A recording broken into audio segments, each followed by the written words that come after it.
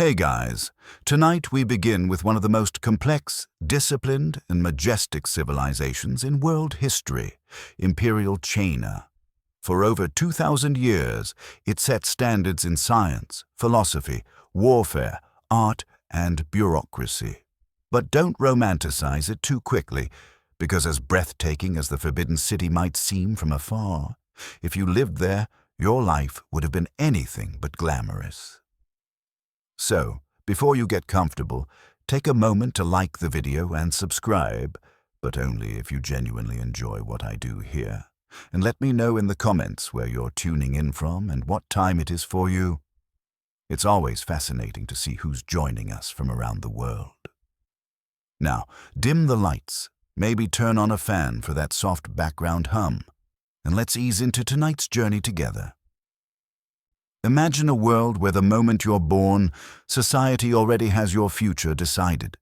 Not with celebration or wonder, but with a set of expectations carved into stone and inherited through centuries of tradition. Welcome to Imperial China, where your birth wasn't just a beginning. It was a declaration of your place in the social machinery.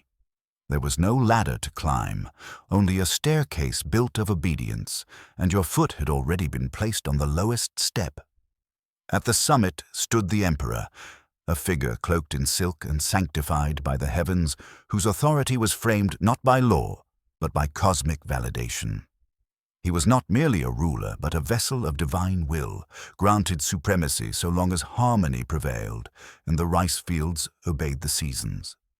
Should drought or rebellion rise, his heavenly favor would be questioned, and a new dynasty would be summoned from the ashes. This cycle of celestial approval and dynastic collapse was not viewed as chaos, but balance restoring itself. Below him were the scholar officials, men so dedicated to Confucian philosophy, they had practically become walking manuscripts. They spent their youth memorizing ancient texts with such intensity that their backs grew crooked and their minds saturated with passages few dared challenge. Their rise came through the infamous civil examinations, a labyrinth of literary traps and philosophical riddles that demanded not just intelligence, but a monk-like tolerance for repetition and failure. Succeed, and you earned prestige and robes. Fail, and your future narrowed to a life of toil. And then came the farmers, the enduring base of the empire, sunburned and perpetually tired. Their labor fed millions, but their reward was mostly philosophical praise and very little practical comfort. If Confucian texts respected their role, the state often forgot to back that respect with grain or mercy.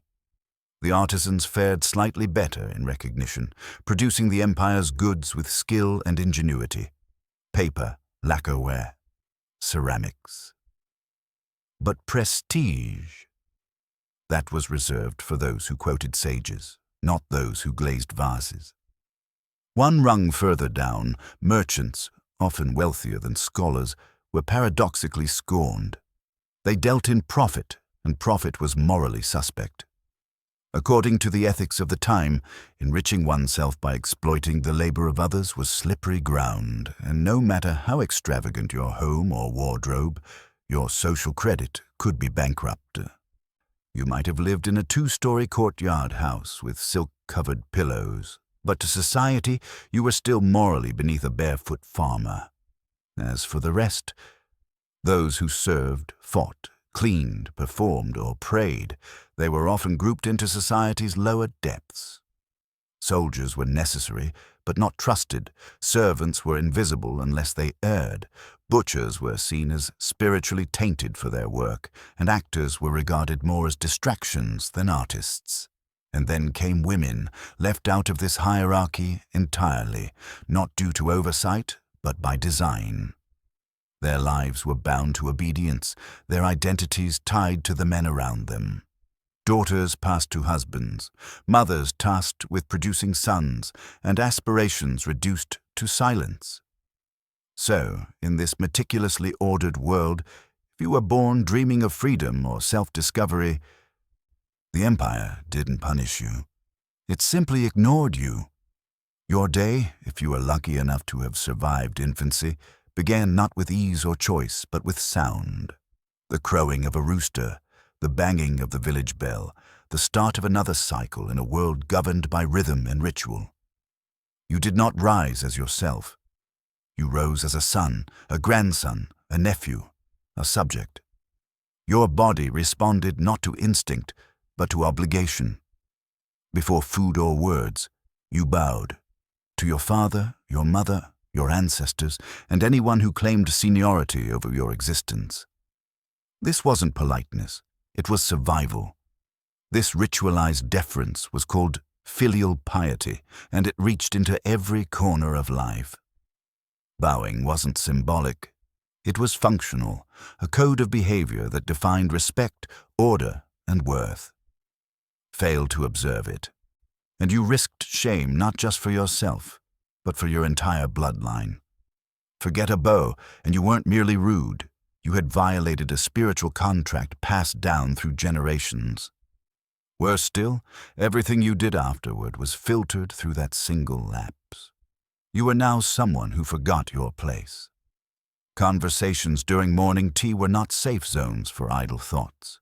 Questions, especially those tinged with doubt or irreverence, were landmines.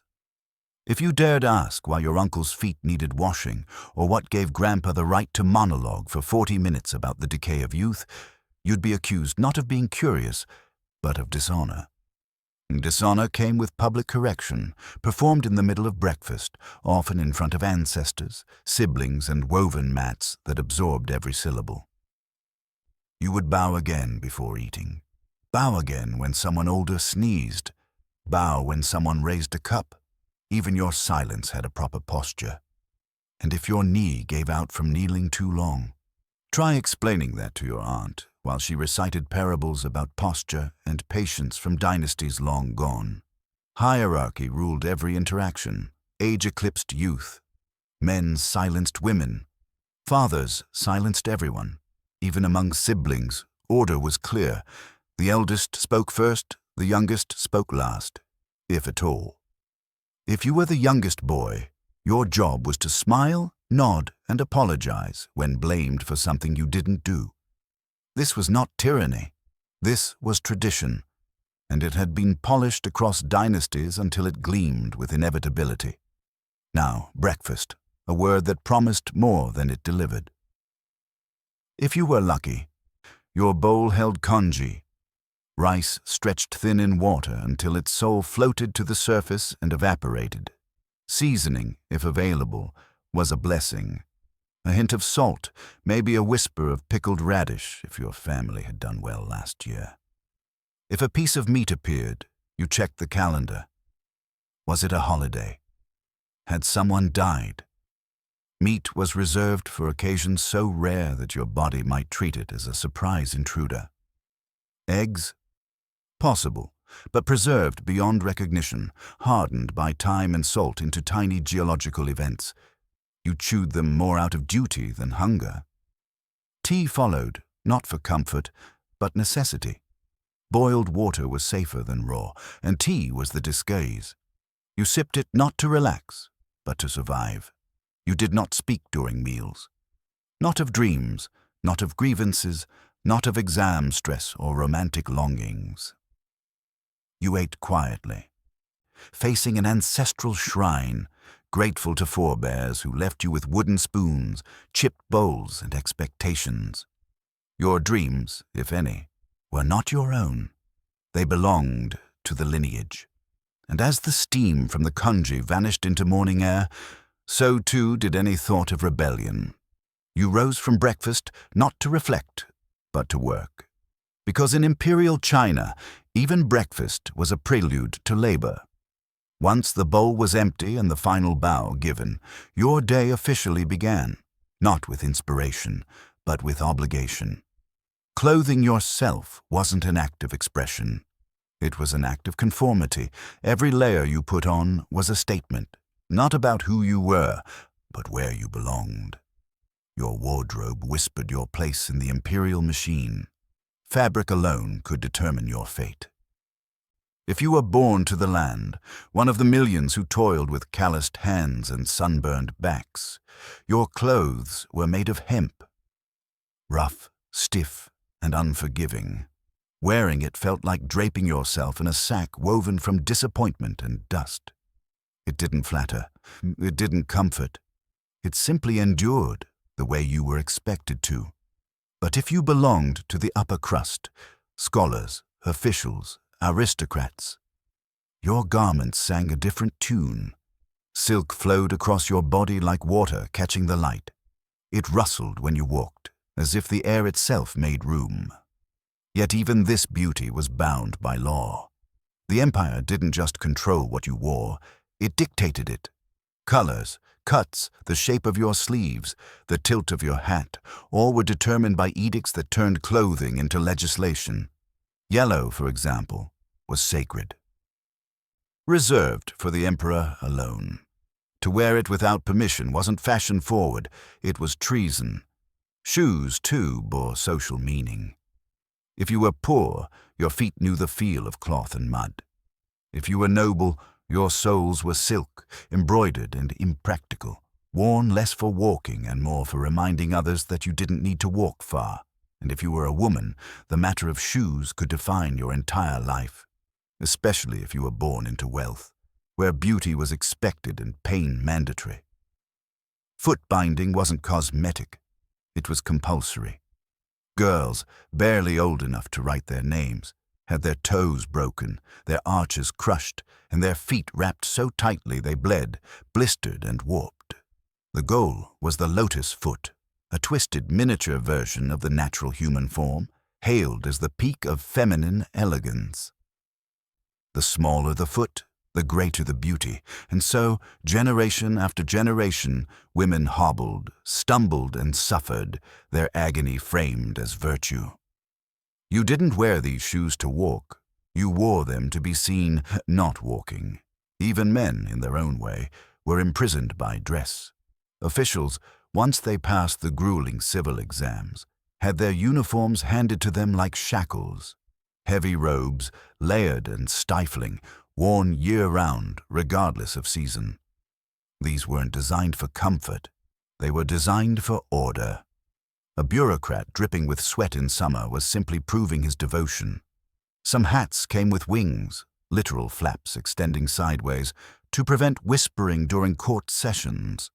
Fashion, in the palace, could prevent conspiracy. So now you're dressed, not as yourself, but as your station demands. You step outside not to explore, but to endure. Because labor in Imperial China was not a path to fulfillment. It was a ceaseless, punishing rehearsal for survival. Most likely, you were a farmer. The empire was agrarian, and rice was its pulse. Your back would bend before the sun rose, and it wouldn't straighten until it disappeared. You waded knee-deep in watery fields, planting seedlings while mosquitoes danced on your arms and sweat soaked your back. The soil never rested, and neither did you. Drought meant desperation. Floods meant ruin. A decent harvest meant hope. For a while, tools were primitive. A wooden plow if you could afford it. If not, your hands would suffice. Your oxen, if you had one, was your partner, your investment, your lifeline. If it died, the burden fell on your shoulders, both literally and metaphorically. And taxes? Always do. The landlord didn't care about floods or plagues. Grain was expected. Payment was expected. Starvation was not an excuse. It was a side effect of imperial efficiency. And if you were a woman, your job didn't end in the fields. It began again at home. You were expected to spin thread, weave cloth, cook, clean, raise children, and cater to every whim of every male under your roof. If something went wrong, if a child grew ill, or a meal was late, or the soup was slightly salty, you were blamed. If your husband had a bad dream, you might be the reason. Rest was a fantasy. Artisans fared no better. Skilled hands worked for long hours in dark workshops, shaping clay, pounding metal, cutting wood. The result, beautiful, useful, sometimes exquisite, might be admired, but the hands that made it, forgettable. Merchants, ironically, often lived with more money than scholars, but money couldn't buy respect. They were tolerated, rarely celebrated. Confucian ideology saw them as parasitic, living off the labor of others, contributing little but wealth. And so, no matter how many silk garments they owned or how many banquets they hosted, they were always seated apart, always eyed with suspicion, and then, looming over everyone, was a special kind of labor, corvée, the emperor's call. When the empire needed a canal dug, a wall repaired, a road stretched across the wilderness, you were summoned, without pay, without choice. A peasant by birth was also an unpaid engineer by imperial decree.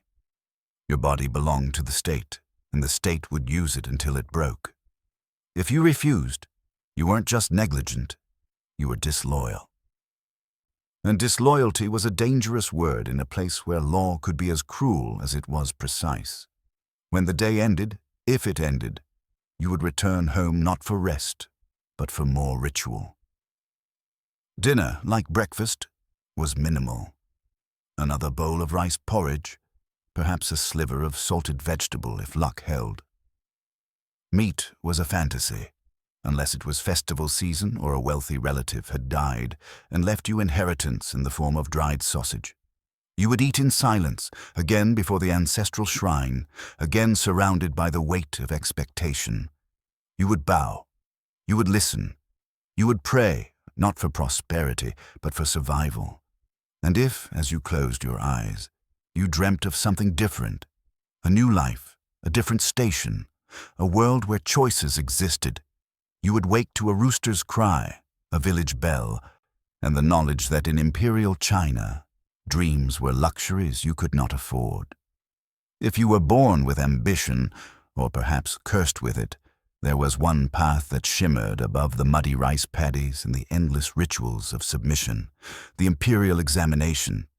It promised not just a change of clothes, but a change of fate, a chance to trade hemp for silk, dirt for scrolls, anonymity for power. But this promise came with a price, and the cost was nothing short of your entire life. From the moment a boy could grip a brush, his world narrowed to ink and discipline. His toys were texts, his games were essays. While others played or wandered, he memorized passages from Confucius, Mencius, and ancient historians whose words had become scripture. His mornings began with recitation, his nights ended in repetition. He was expected to write not with style, but with moral perfection. Calligraphy wasn't just penmanship, it was character, measured in the grace of strokes and the harmony of lines. For families with any glimmer of hope, everything was sacrificed to this single pursuit. Meals were skimped to afford tutors. Land was sold to buy scrolls. A child's laughter disappeared under the weight of expectation. A single misstep, a forgotten metaphor, a misplaced character, could shatter decades of preparation. And there were no second chances without years of delay. Some men took the exam dozens of times. One reportedly sat for it over 40 times before he passed. For most, that journey ended not in glory, but in shame. The exam itself was brutal. Multi-day affairs locked candidates into tiny, coffin-like cubicles with nothing but ink, paper, and the torment of expectation. Food was brought in advance. Water was rationed. There were no breaks. Some collapsed from exhaustion. Others, delirious with fear and heat, wept over their essays. A few died. Their papers collected all the same. Passing meant ascension, becoming a jinshi, a scholar of the highest rank, eligible for bureaucratic service. You would be assigned to govern provinces, command respect, interpret the emperor's will. But even then, life wasn't easier. You are now watched, judged, and measured not by peasants, but by rivals. The court was a place of shadows, not safety. A poorly phrased poem, an awkward silence in the presence of a eunuch could end your career.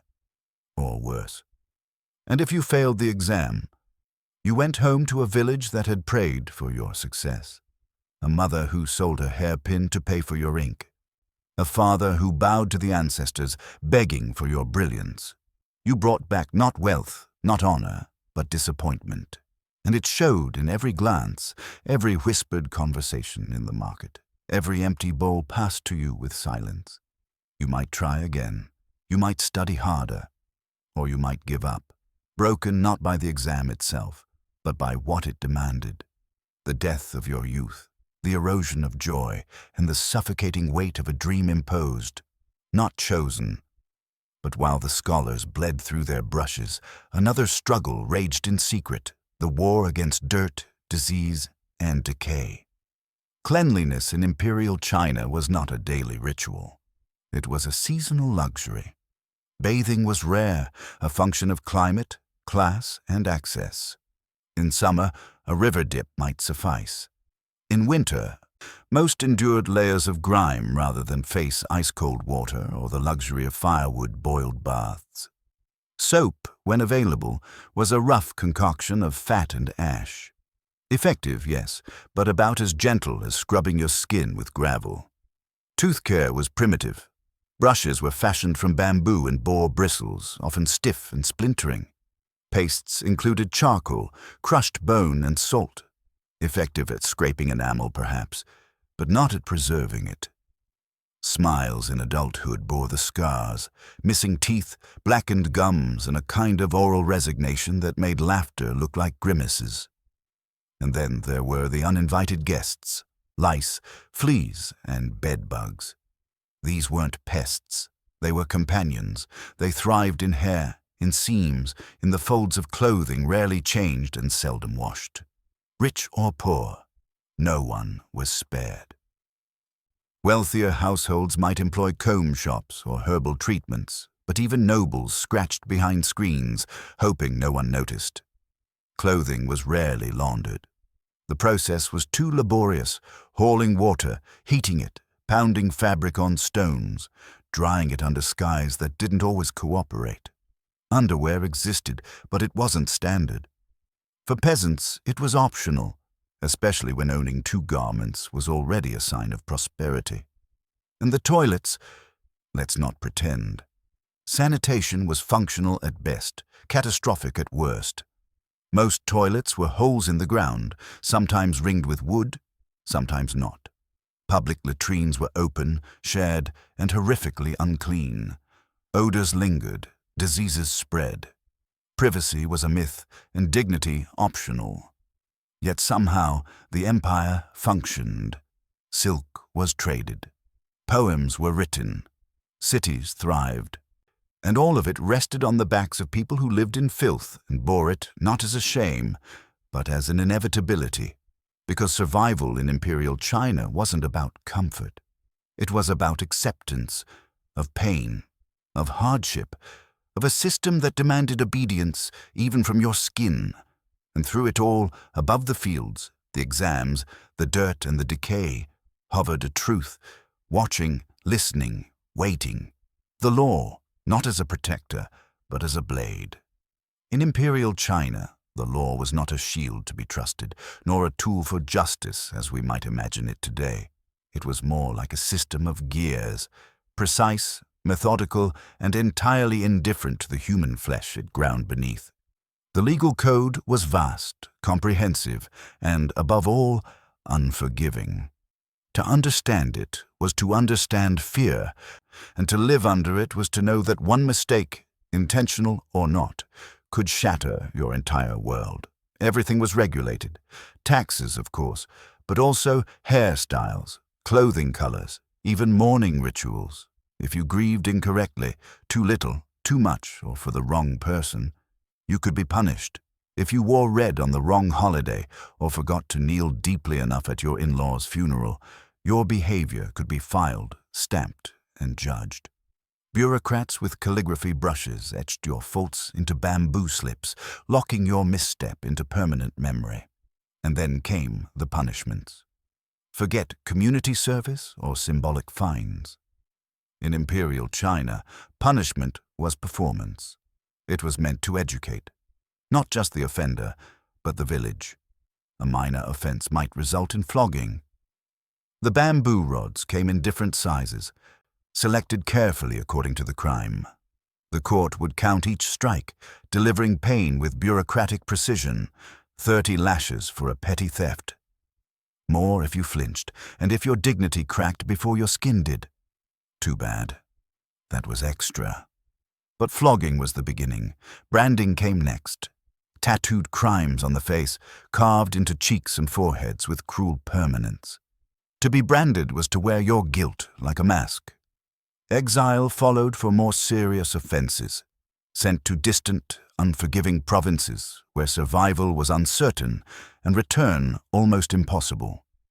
Execution, when it came, was often slow, public, and deliberately gruesome. Not just death, but a message, one that spread faster than ink. Torture wasn't a secret. It was a step. Confession was required to close a case. And if the accused was reluctant to confess, whether guilty or not, the state had ways to help them along. Thumb screws, spiked boards, or long hours bound in painful positions with a magistrate's assistant shouting scripted questions. And sometimes you confessed not to save yourself, but to spare your family. Because guilt was rarely contained. The law believed in collective punishment. If your cousin muttered something subversive after too much rice wine, your entire household could be questioned. The logic? If one apple rots, the tree is suspect. And worst of all, you didn't even need to be guilty. Just inconvenient, accused, suspected. Perhaps your neighbor didn't like how your pig wandered onto his land. Or maybe a village official needed to demonstrate productivity to his superior. You could vanish into paperwork before anyone asked your side of the story. The legal system was vast and elegant in its structure, but fairness was not its purpose. Order was. Stability. Obedience.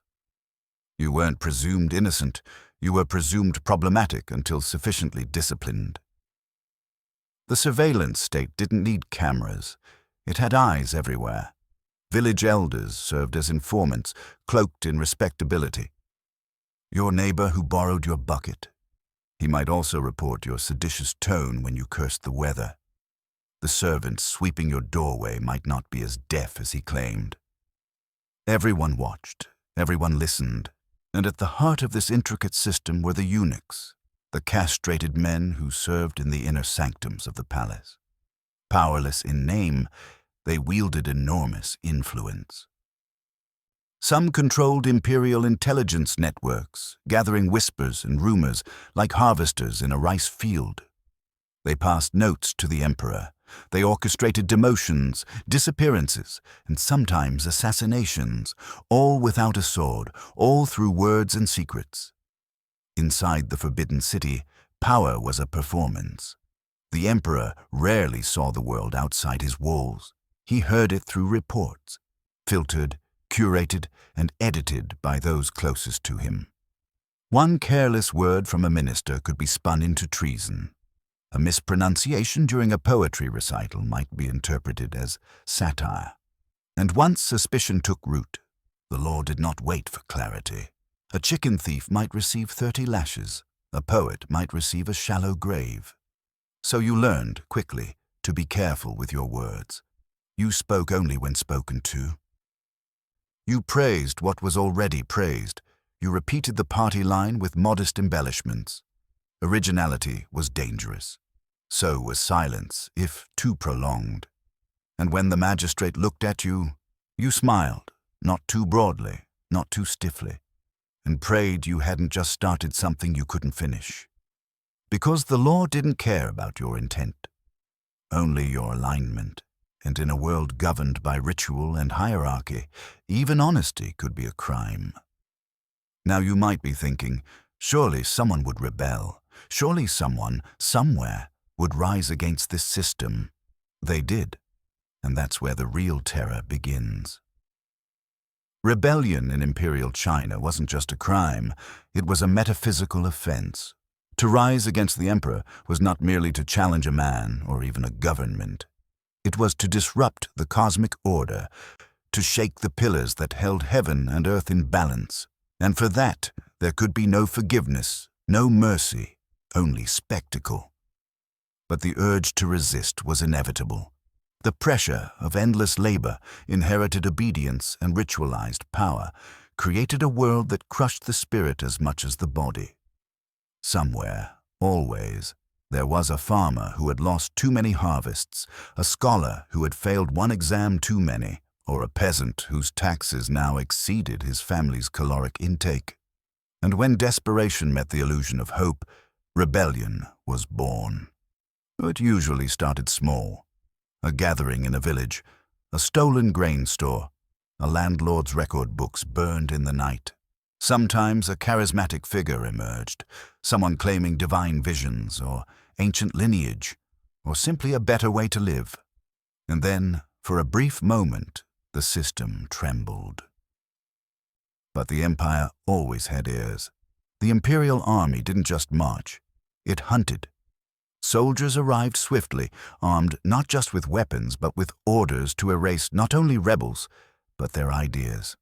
It wasn't enough to kill a leader. His family had to go, his friends, his neighbors, the man who once lent him a farming tool. Eradication was the only acceptable deterrent, and the punishments were not quiet. Executions were public, beheadings were efficient, dismemberments were theatrical. Some dynasties favored lynching, death by 1,000 cuts. Not metaphorical. The condemned was tied and sliced again and again in a slow, precise performance that served no tactical purpose except horror. But rebellion's cost didn't end with the body. The state punished memory itself. Family names were struck from registries. Graves desecrated, homes razed. Rebellions were turned into cautionary tales, with rebels described as monsters, demons, or ungrateful traitors. And their loved ones were often shipped off to exile, forced labor, or death camps, thinly veiled as construction projects. Still, rebellions did occur. From the Yellow Turban Revolt to the White Lotus Uprising, every few generations saw another spark. Sometimes they grew large enough to threaten dynasties. Most ended in ash. The survivors didn't become heroes. They became warnings. Even their stories were curated, edited, buried beneath imperial propaganda. And sometimes, resistance wasn't rebellion at all. It was a poem, a metaphor in the wrong place, a mural painted with colors too bold, a child repeating something he didn't understand. In a society where words were power, silence became the safest form of resistance. People learned to shut their mouths, lower their eyes, and bow just a little deeper. Because rebellion was rarely glorious. It wasn't a revolution, it was a sentence, usually short, usually bloody.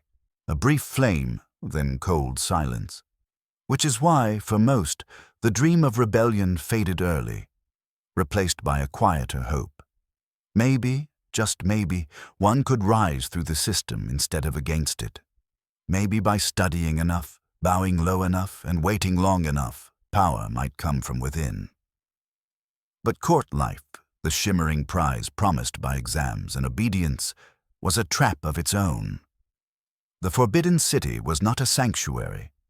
It was a labyrinth, a place where ambition was currency and death wore silk.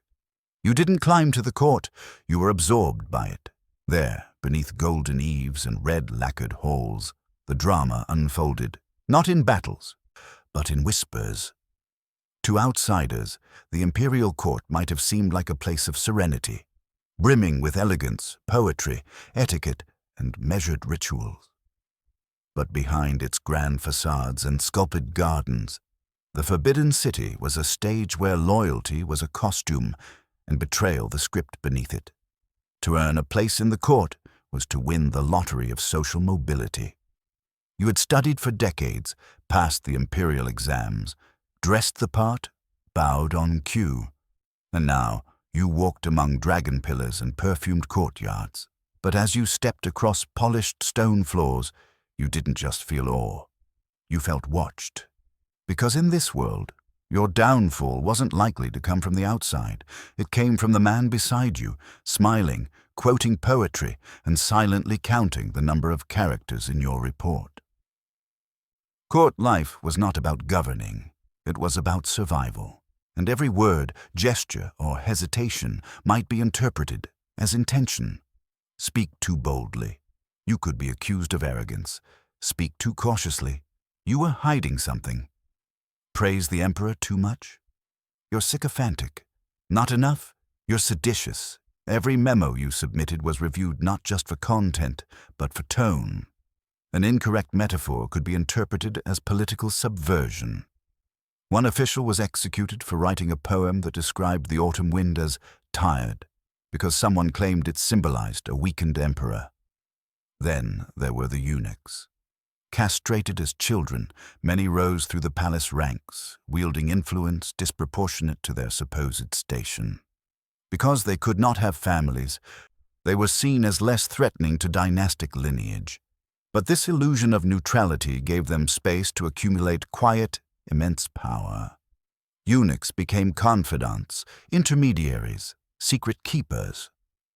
If you offended one, your career might wither without explanation. If you allied with one, you had to accept the risk that when they fell from grace, they'd take you with them. The palace harem was no safer. Beneath its silken veils and perfumed air, it was a battlefield. Concubines were more than companions. They were political actors. To bear a son was to possess influence. To bear the right son at the right time was to hold the fate of the dynasty in your hands. Behind closed doors, rival factions formed among women who never left the walls. They forged alliances, traded secrets, whispered poison into servants' ears. A gifted comb might carry a curse. A cup of tea might be your last, and if a concubine's child showed promise, if a boy was favored by the emperor, the games intensified. Jealous rivals might arrange accidents, a fever ignored, a tutor dismissed, a wet nurse replaced. An heir could vanish without a sound, and the only evidence left was the silence in the nursery. Even the empress was not immune. Though she stood at the top of the female hierarchy, her authority was constantly under siege. From below, by concubines, and from above, by eunuchs and ministers who saw her as a placeholder for power they couldn't touch directly. If she made a misstep, if her son misbehaved, or if the emperor's attention shifted elsewhere, her title could become a gilded prison. Some empresses died alone, others died mysteriously. When an emperor died, the palace didn't mourn, it fractured. Succession wasn't just about blood, it was about politics. Wills were forged, allegiances flipped, ministers pushed their favorite candidates, eunuchs promoted their own proxies. And while the people waited for stability, the palace descended into silent warfare. Assassinations spiked, ministers vanished. Some emperors didn't survive their own enthronement. So yes, the palace glimmered. Its gardens bloomed. Its scrolls bore poetry so delicate it could move scholars to tears. But beneath the silk and scroll work was blood. The tiles were scrubbed often, not just from dirt, but from memory. And through it all, you were expected to smile, to quote Confucius, to sip tea slowly and never show fear. Because the court didn't reward virtue. It rewarded calculation. And in this environment, one truth ruled above all. It was better to be silent and mistaken for a fool than to speak and become a corpse. You've bowed. You've memorized your lines. You've endured hunger, humiliation, and perhaps even risen through the ranks. But now comes the deeper truth, the one that stitches every aspect of life in Imperial China together. The state never saw you as an individual. Not truly. You weren't a person with desires, talents, or a soul yearning for more.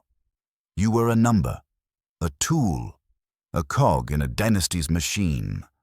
From the emperor's perspective, you were grain, something to be harvested, stored, and counted.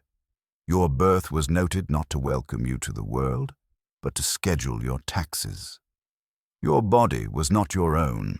It could be summoned for corvée labor, drafted into a military campaign on the frontier, or relocated to build a wall, a tomb, or a canal you would never see completed. If you died along the way, there were others to take your place. What the system wanted from you was simple: obedience, output, and silence. Dreams were not part of the plan. They were dangerous. A man who dreamed might question. A woman who dreamed might speak. So the system taught you not to dream, or if you did, to hide it deep below generations of bowed heads and downcast eyes. Individuality was not celebrated. It was suspicious. To stand out was to invite scrutiny. If you showed too much creativity, you might be accused of disrespecting tradition. If you innovated without permission, you risked being labeled unorthodox, a threat to harmony. Harmony. That word was everything. It justified the hierarchies, the beatings, the poverty, the rituals. Harmony meant knowing your place and never asking why it was so low. It meant serving your father, then your husband, then your son, and being told it was sacred. It meant studying doctrines that reinforced your inferiority and praising the system that oppressed you. Even your emotions had guidelines. Joy was permitted in moderation. Sadness, if you were poor, was expected. But ambition, no. Pride, never. Rage, dangerous. If you felt these things, you kept them quiet. You let them ferment into poetry, or sighs, or silence. And if you didn't, if you spoke your heart, raised your voice, or dared to hope for something different, you learned quickly that the system had no tolerance for people like you. You were not a symbol. You were a risk. The census didn't ask about your aspirations. It asked if your roof leaked and whether you owned a pig. It didn't care if you loved your spouse. It cared how many sons you produced. The worth of a person was measured in productivity, piety, and compliance. Nothing else. And in the end, after a life of service, exhaustion, and deferred dreams, when your body gave out from years of labor or disease or neglect, your death would be noted briefly in the village ledger.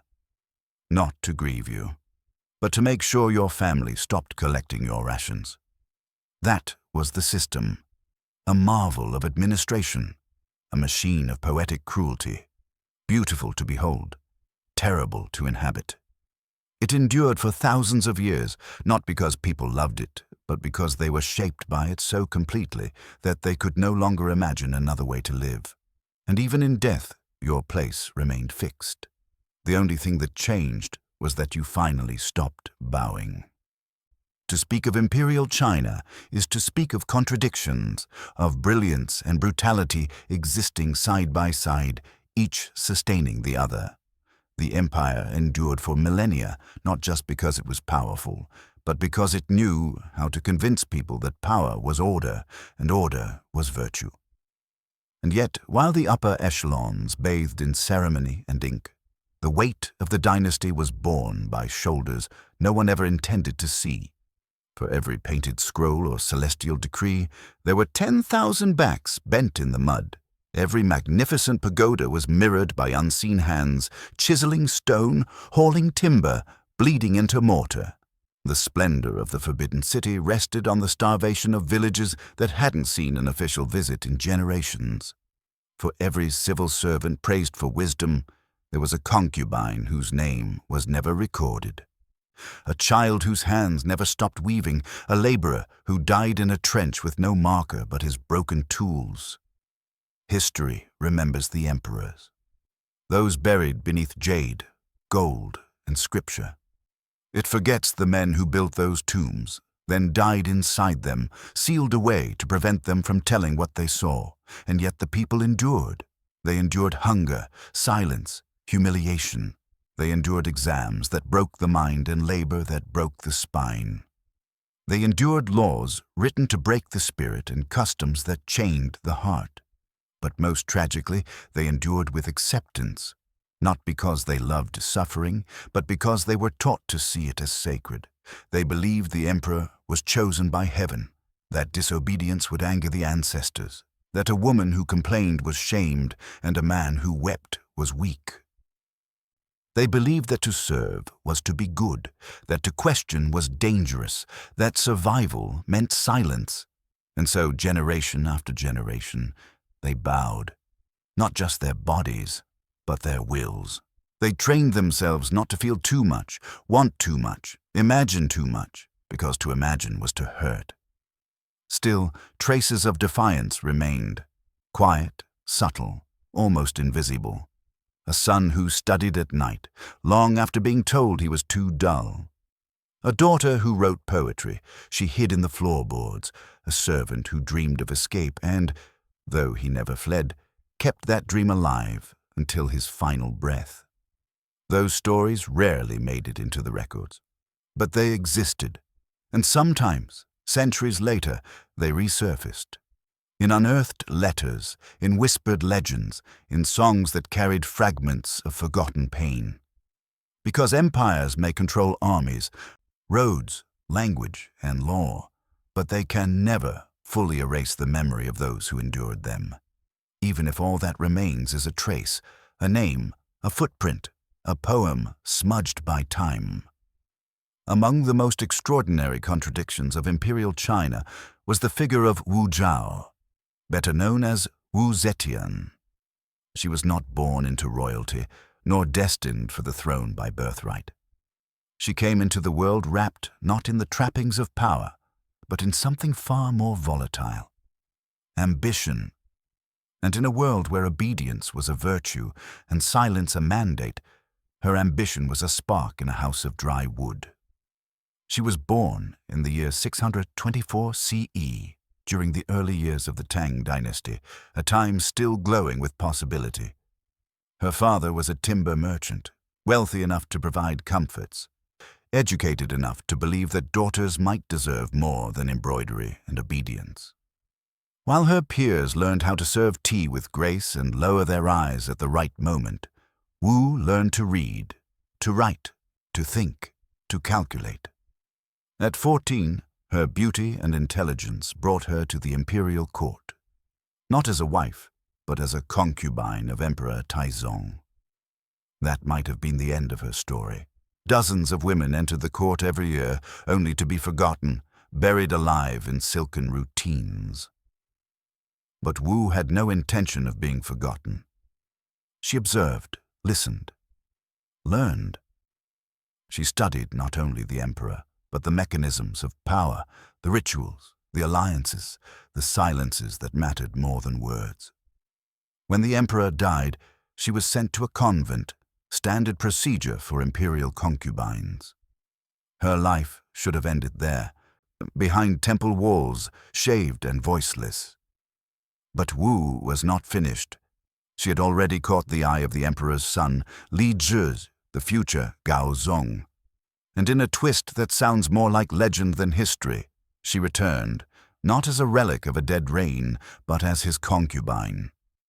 From there, her ascent was both patient and terrifying. She bore children, sons, and in a world where fertility equaled power, this alone gave her leverage. But Wu didn't rely on motherhood. She became an advisor, a strategist, the voice behind the throne. She offered ideas cloaked in flattery, counsel disguised as devotion. And soon, her presence was no longer supplemental. It was central. Rivals fell, sometimes by intrigue, sometimes by force. Empress Wang, the legitimate wife of Gaozong, was stripped of her title, imprisoned, and, in time, mutilated. Another favored concubine vanished. Wu was not merely rising, she was clearing the way. She became empress, then co-ruler, and when Gaozong's health declined, she ruled in his name. Ministers protested, some softly, some not at all. Those who did found themselves reassigned, exiled, or simply erased. But Wu's ambitions didn't end with regency. In 690 CE, she did the unthinkable. She declared herself emperor. Not empress dowager, not regent. Emperor, the first and only female to ever officially sit on the dragon throne in all of China's imperial history. It was an act of revolutionary audacity. She renamed the dynasty from Tang to Zhou, evoking the ancient golden age of Chinese history. She justified her rule not through bloodline, but through Buddhism, casting herself as a reincarnation of Maitreya, the future Buddha. Temples sang her praises, statues bore her features. Sacred texts conveniently emerged, foretelling a woman who would bring universal peace. That woman, of course, was already wearing the crown. To the Confucian establishment, it was heresy. But Wu had anticipated resistance and buried it before it could breathe. She promoted scholars from humble backgrounds, undercutting aristocratic lineages. She expanded the civil service exams, making merit, not family name, the ticket to power. For the first time, intelligent men without noble blood saw a path forward, and they owed it to her. She ruled decisively, reformed bureaucracies, expanded infrastructure, managed the court with ruthless clarity, but she also wielded fear. A secret police network combed the empire for dissent. Torture was employed, not as punishment, but as policy. Accusations led to disappearances. Loyalty was rewarded. Silence was safest. And still, despite the cruelty, the empire prospered. To some, she was a tyrant in robes. To others, a reformer with bloodied hands. But she was always something more, proof that the system, for all its rules and hierarchies, could be rewritten. That power, even in a world that forbade women to speak above a whisper, could be taken and held.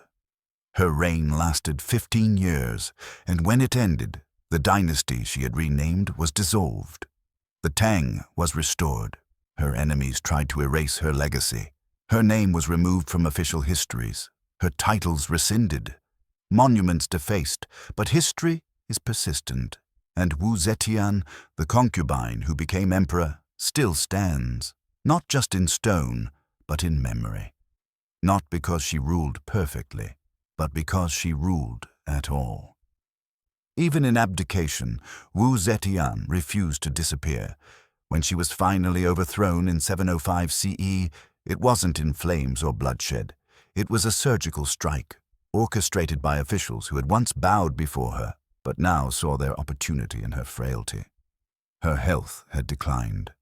Her inner circle had shrunk to a few favorites, including the infamous Zhang brothers, young courtiers whose beauty and influence had ignited scandal and whispered contempt. They were executed almost instantly, their heads paraded to mark the end of her era. Wu, now old and weakened, was forced to relinquish the throne to her son, the same one she had previously removed for daring to show independence. She retreated quietly, a shadow of the woman who once ruled the world's largest empire. And though the Tang dynasty resumed its reign, her presence never fully faded. Her title, though stripped, echoed in the hall she once commanded. She died later that year, her tomb left with no inscription, unprecedented, intentional, a void where praise or condemnation might have been carved. A silence so loud it spoke volumes, but erasure is never complete. The scholars who sought to minimize her influence ended up preserving it. The officials who tried to bury her beneath pages of denouncement couldn't help but mention her again and again. You cannot ignore a woman who reshaped an empire, no matter how much ink you spill trying to make people forget. Her achievements were undeniable. She reformed the examination system, breaking the monopoly of aristocratic privilege. She elevated Buddhism to state prominence, using its universalist vision to sidestep Confucian constraints on gender. She kept the borders stable, the economy strong, and the bureaucracy, if paranoid, remarkably efficient. She opened the doors of government wider than they had ever been opened before. And for women, especially in a world that demanded their silence, she was a symbol both dangerous and luminous. Wu appointed women to high positions, funded education for girls, and for a brief, blinding moment in time, showed that a woman could rule not just behind a curtain, not just beside a man, but alone. Yet her legacy remained tangled. Confucian historians painted her as monstrous.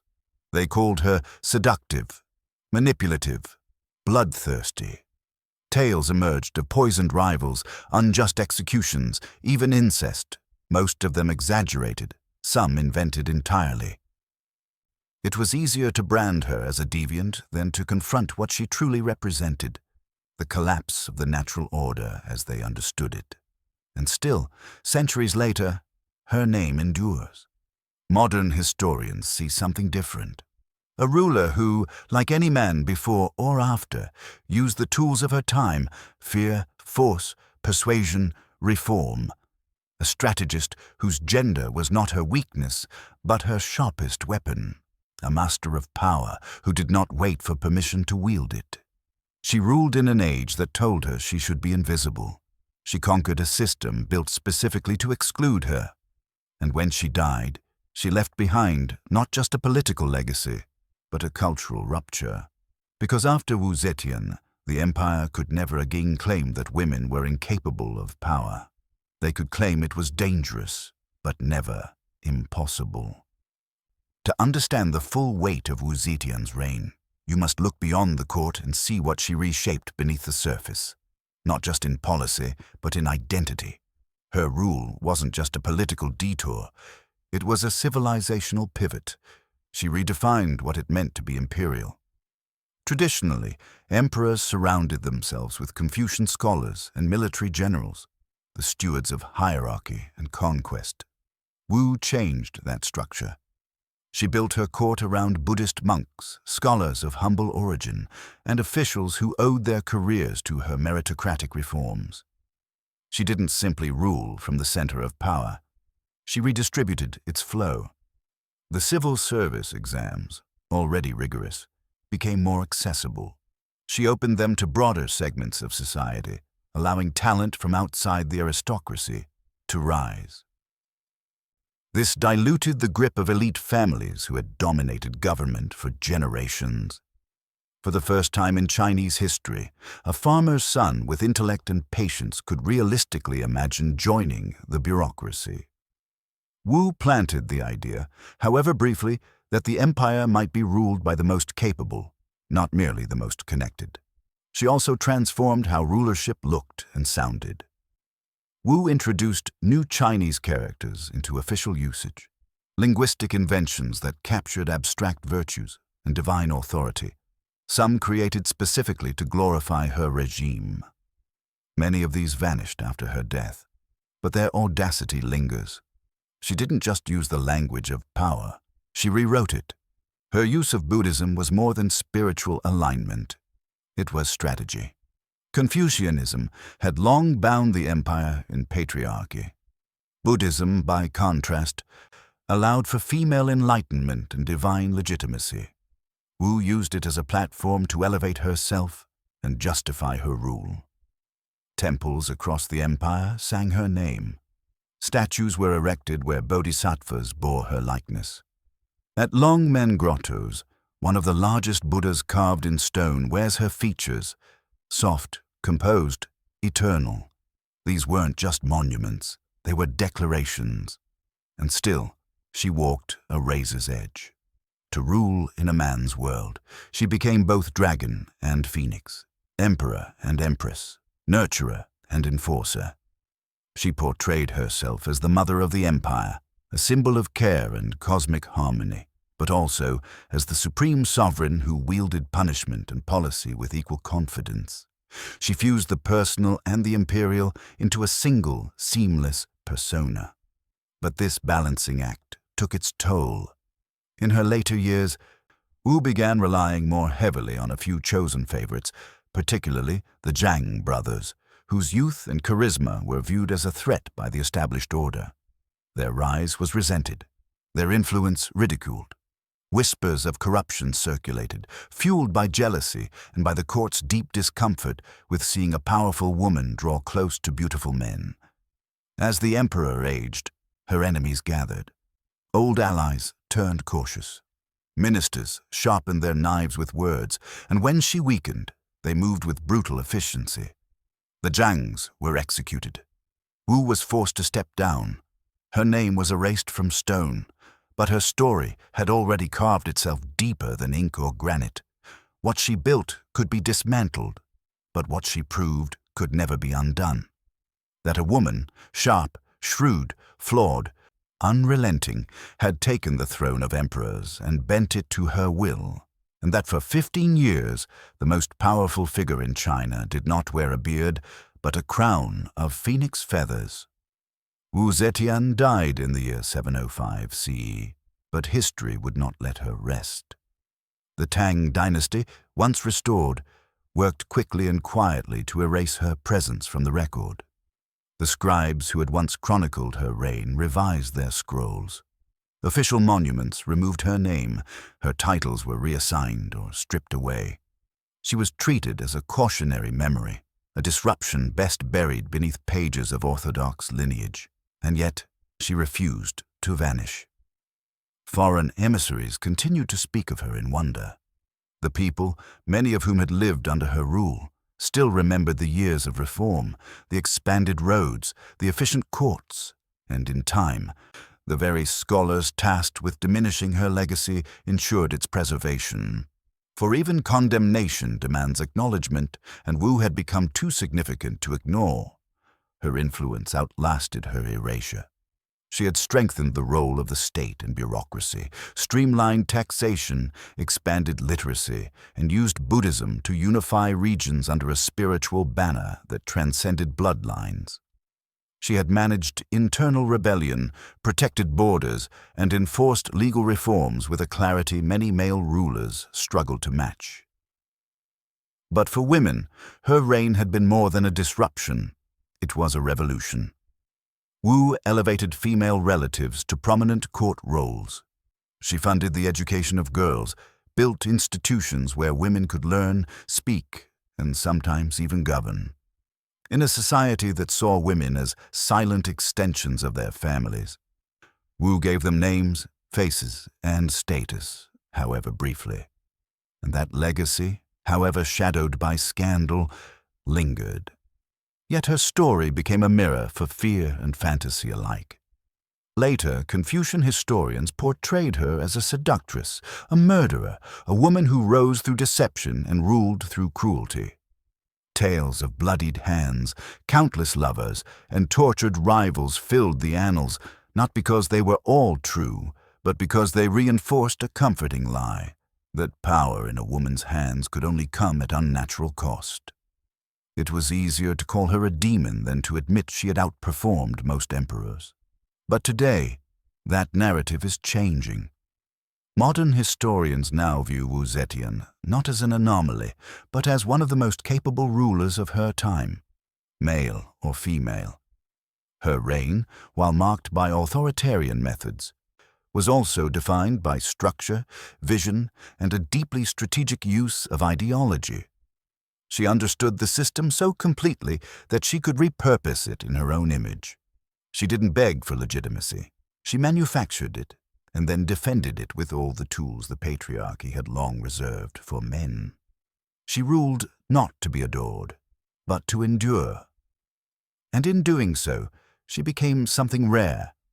A woman who stepped out of the shadows of concubinage, walked into the heart of a system designed to silence her, and sat upon its highest seat, not in secret, not through a man, but in her own name. She was the phoenix that rose among dragons, and in the fire she lit, her name burned into eternity.